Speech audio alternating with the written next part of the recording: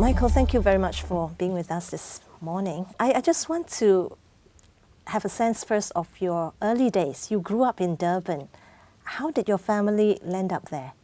My grandfather brought my father to South Africa, and he was only about barely 11 years old. So he grew up and went back to China to marry my mother. Mm-hmm. Then they came to Durban via Mauritius, and that's where they end up in Durban, because strangely enough, the Chinese in Durban were mainly Hakkas. They didn't go on to Johannesburg, where most of the Chinese went to work on the gold mines. So that was the difference. We stayed in the port city. This was the major port of South Africa, and we stayed there. That's where we grew up. Were you conscious of apartheid at that time? I would say when I was young, I didn't really know anything about it. It was only when I started going to school, then one had to be careful, because there were what they call green, there were green buses painted green, which we called colloquially the green mambas. And we didn't want to be there because then we would be the Africans. Mm. So in the early days, apartheid wasn't all that strict. It was only when the nationalists came in, the Afrikaans-speaking nationalists got the majority in parliament, that then they began to implement apartheid. That is a separate development for the various races. Were there some sort of influencers or people who've influenced you in your early days, even in South Africa? Well, fortunately, I really give credit to the schooling system, university system in South Africa and in Durban. I went to school. We were taught by Caucasian teachers, mainly from Britain, and they gave us a good basic education. The only disadvantage was that we didn't have Latin or science. Mm-hmm. But apart from that, I could use what I call the South African matriculation to get into Bristol. Okay, tell us next, how did you then get to London and then to Singapore to start work? Well, that was indirectly a consequence of apartheid. Training to be a chartered accountant, you had to be articled or apprenticed to a chartered accountant. There were South African chartered accountants. I made applications to various firms and didn't get any reply. So my father said, look, you better go to England. Because at that time, my future brother-in-law was articled to a one-man firm. And he said, look, if you want to be articled, come to London. Mm-hmm. So I went there. Right. And was articled. And it so happened that the scheme was just introduced, whereby if you had a university degree that covered law, accounting, and economics, it entitled you to be exempted from the intermediate examination of the Institute of Chartered Accountants in England and Wales. And that is the option I chose. And I'm glad I did that, because by virtue of that, I could work during the long summer vacations, and this meant that I qualified as a chartered accountant a year ahead of my contemporaries at Bristol, who graduated in 1957. I became a chartered by 1959. Mm-hmm. So you came to Singapore. How did that happen? Since I grew up in the West, in what I would call the old Commonwealth country of South Africa, and studying in England for about almost 6 to 7 years, it meant that I had become very much anglicized. And I thought to myself, look, I must see what the East is like. So I applied to Pricewaterhouse for a post that advertised in Singapore. But before accepting that job, I had friends which I met in London. We stayed at a place called London House, which is now changed its name to Good Enough College. And I checked with them. I said, "What is Singapore like?" They said, "Well, it's not very developed. You'll find it a contrast from England and South Africa." And so it was. When I arrived here, I found it completely different. One of the changes that I noticed was that instead of many white or Caucasian faces, I now saw many Chinese. And this was really an eye-opener for me. So with Price Waterhouse, again, what then got you involved with the monetary authority? After Price Waterhouse, I went and joined OCBC. It was only years after working with OCBC that I got a surprising invitation to have lunch with Sim Ki Bun and Nyam Tang Dao, who were then, I would say, probably permanent secretary in the Ministry of Finance under Dr. Goh. And I think Nyam was then a deputy secretary. They invited me to lunch at the old Cockpit Hotel. When I met Dr. Goh, he said, "You have to start a central bank. It won't be called a central bank because we will keep the Board of Commissioners of Currency, that is the old currency board, and it will not be merged with the MAS. This is to show the world that we did not, as a central bank, we could not print money. This was to instill confidence that the monetary authority was independent, so was the currency board. As a young nation, we were starting our way towards building up ourselves, having a reputation of financial probity and integrity." Did that resonate with you? Yes, but what surprised me was that I did not have any central banking experience. During university, of course, you learn something about central banking, but it's all, shall I say, it's not a subject that it went into deeply. I was fortunate in the team who came from the Ministry of Finance, who were dealing with various aspects of central banking. For example, exchange control was run by a fairly junior officer, economics by others, and Wong Pakshong, who has been a very important figure in the foundation of the GIC, was also one who was with us.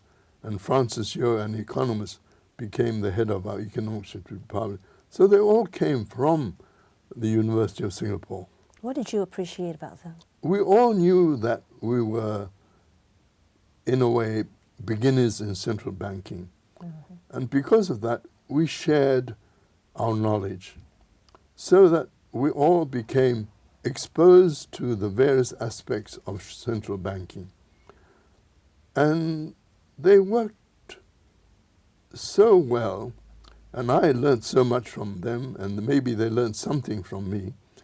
And it was a cooperative effort. And in my whole working career, that was the most exciting and exhilarating job I've ever had. And who did you have to report to? That's a strange story also. It was Dr. Goh who recruited me. But he didn't stay on at the Ministry of Finance. He went on to start up the Ministry of Defense. Yeah, so you worked then with Han Sui Sen. Sen. Yeah, tell us about him and what he Han Sui did Sen for you. was my most influential mentor in my career. He listened, we discussed, we considered policies, and when we came to a decision, these policies were implemented. And in a sense, he also protected me because I knew that some of the local banks did not think that the monetary authority favored them very much and may have tried to undermine me. But I knew that he kept them at arm's length, and to that extent, no harm came to me. I think definitely today, if you mention MAS in Singapore, there's a lot of credibility and trust. What did you think had been laid in terms of foundation that has led to that in the early days? Were there some ethos building and some approach you could share? We were open to both local and foreign banks. And this we did by keeping our ears to the ground. For example, we started up discount houses. And this was headed by a very senior officer, Mr. Cheng. And he listened and interviewed the discount houses, who then told him what was going on in the banking and financial world.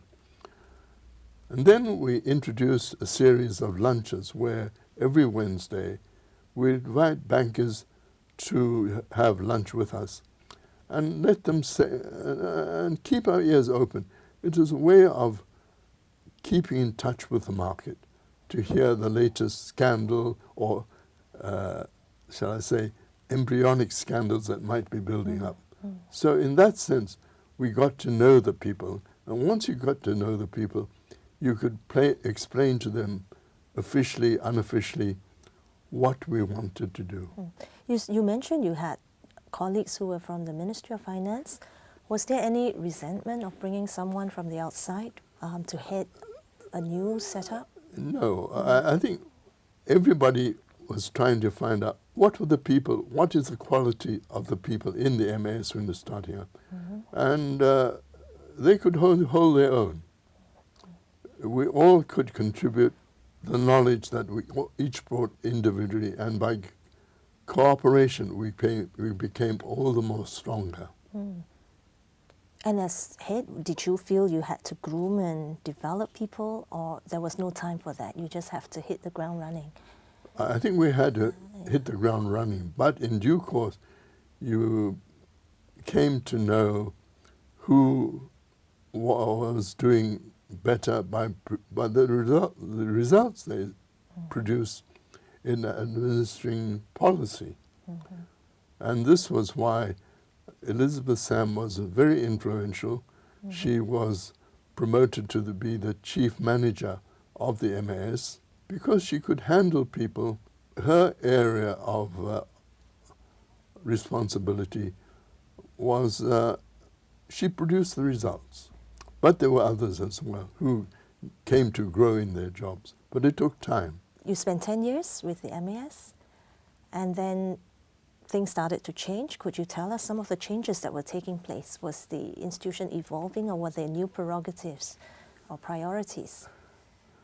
I think the nub of the problem really lay in the fact that Mr. Hon Sui Sen was working towards combining the monetary authority with the Board of Commissioners of Currency, the Currency Board. And Herman Hochstadt was brought in to implement that. It became apparent to me in due course that this was an area of disagreement between Hon Sui Sen and Goh Keng Swee.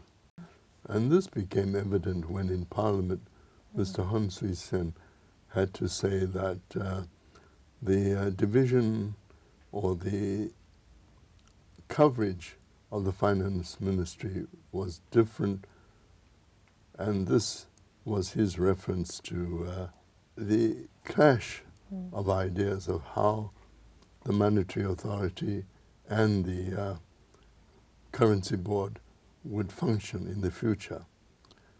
It was put on hold, And this never came about while Dr. Goh was at the Monetary Authority. And I think there was also a political change as well, because I think Dr. Goh, I can't remember who the other person was, left the executive committee of the PAP, and Goh Chok Tong and Tony Tan came in. And this showed that Mr. Lee Kuan Yew wanted to change the composition of the members to give them more experience. Yeah, He to wanted groom a the new next team. Yes, because he felt that the so-called old guard were out of tune with what was going on, and he wanted a change. Yes.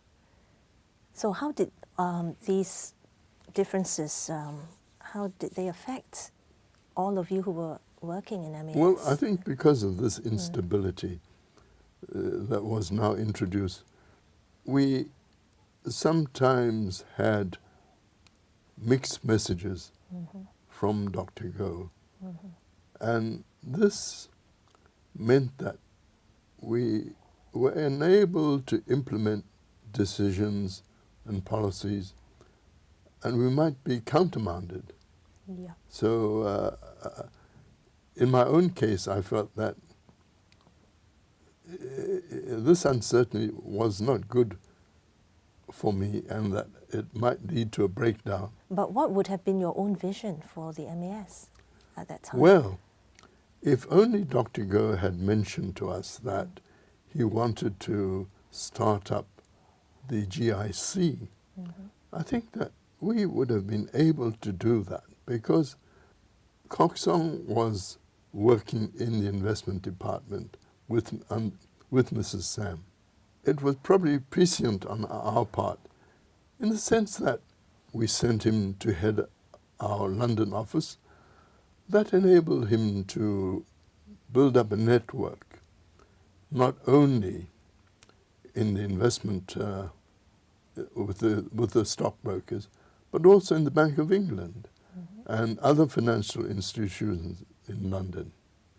Then we also sent him to Stanford, where he took a degree, I think in business administration.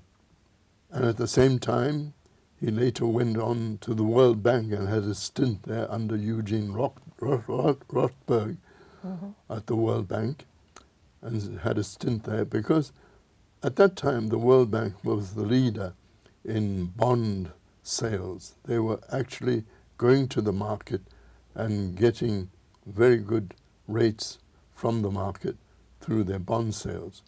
And this gave him a grounding. His networking in New York, in London, Singapore, and this part of the world, a terrific network to start up the GIC.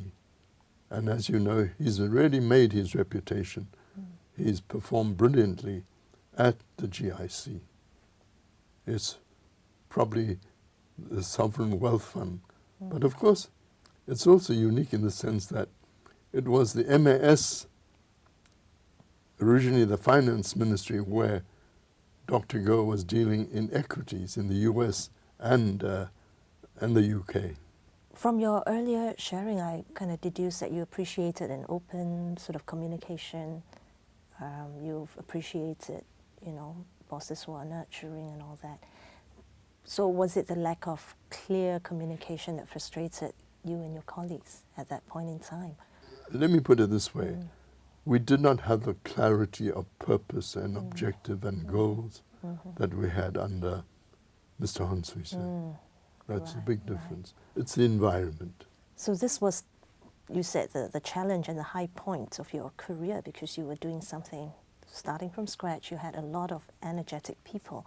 Were there some experiences you had later in your other postings that you want to tell us about that were meaningful to you? In the first year of our existence, that is 1971, the Bretton Woods system broke down when President de Gaulle told the Americans, look, I don't want your US dollars, I want it in gold, the equivalent in gold. Of course, the US was shocked and they refused. And this meant the breakdown of the Bretton Woods system of fixed exchange rates. But we were, in a sense, protected during this period because we were still in the sterling area, so we just invested in sterling. But after that, after we left the sterling area, then we really had to learn how to trade foreign exchange. But the presence of the Bank of America and the First National City Bank, which is now Citibank, meant that with their traders, we could learn from them. So it was trial by fire. Mm-hmm. We learned by doing things that we never did before or had very little experience, and learned from and acquired the know-how to become traders. Shall we talk about leaders now? Yes. What was you mentioned how you appreciated Hon Sui Sen, Yes. his openness. I appreciated Hon Sui Sen because he would listen carefully, raise questions, and probe, and think about proposed policies or projects.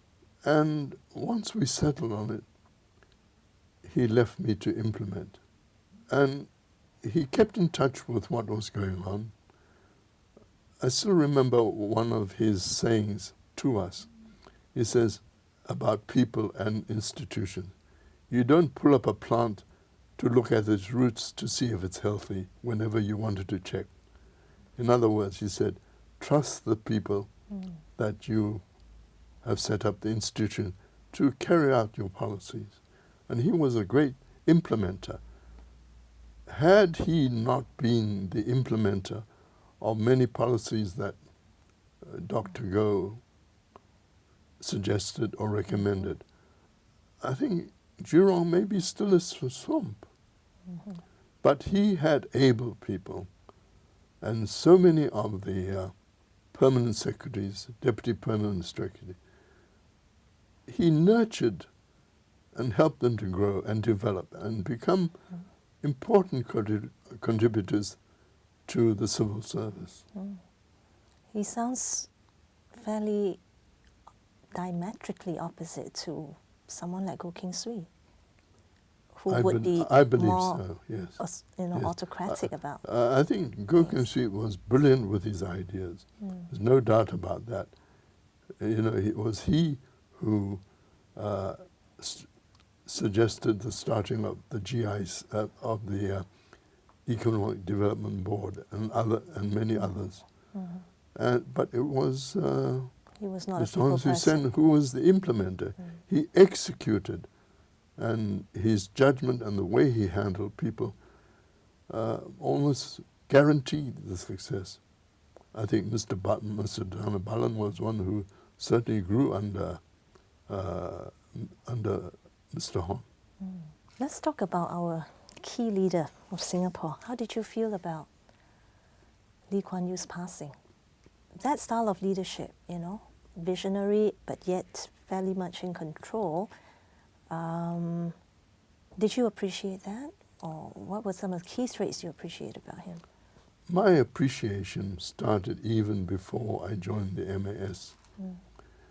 You'll recall that we were part of Malaysia. When we became independent, there were riots. Malays were killing Singaporeans, were Chinese, and Chinese were killing Malays. And we had curfews. I was working at OCBC at the time. And that has made me realize the tremendous role he played in bringing out law and order so that the killings stopped. And out of that grew the multilingual, multi-language, multi-religious, multiracial policies that we have inherited and have been implemented rigorously. And this is why Singapore is regarded as a place of stability, a haven for many people.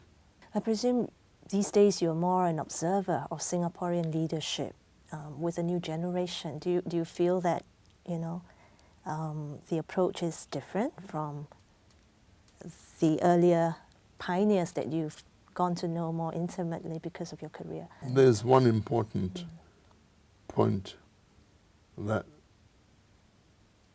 Mr. Lee has held fast to.